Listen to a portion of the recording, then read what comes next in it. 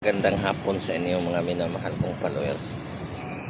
Nandito tayo ngayon sa malamig na lugar. Babasahin natin yung isang sulat ni Riby galing sa Valencia, Bukidnon. Sabi niya, mahal kong team Butbut. Grabe. Tawagin mo lang ako sa pangalang Riby.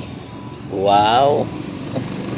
Pangalan pa lang makabighani na Riby. Mahal kong Butbut. May problema ako. Ang problema ko, Butbut, ay maganda ako. Di wow, ikaw na maganda.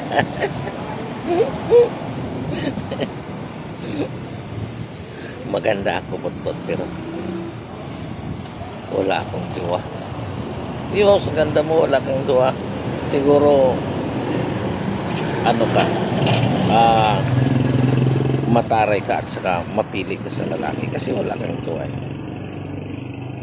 Wala akong diwa kasi hindi ko type yung mga binata.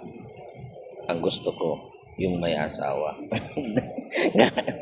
Tingka, may asawa. Kung saan tuloy yung mayroon ng may-ari, yun ang hahanapin mo. Tapos ang gusto mo may asawa. Kasi alam mo, sabi niya dito, kasi alam mo, Sir Butbut, maganda kasi yung may asawa kasi mapagmahal. Kaya gusto ko may asawa. Huwag ka nang magano sa may asawa kasi marami kang pamilya masisihan. Ito na lang ang gawin mo. Gusto mo may mga asawa, magkasira ka ng pamilya. Mahirap, isa lang sisirain mo. Ikaw lang pero ang sisirain mo bukod sa babae, pati yung mga anak. Kaya huwag mong gawin yan. Kaya ganito na lang gawin mo. Mag-PM ka na lang sa akin kasi maraming tag 70 years old bibigay ko sa iyo. Maganda yun. Baluktot. Baluktot. May sugar daddy ka pa. Mayroon ka pang asawa.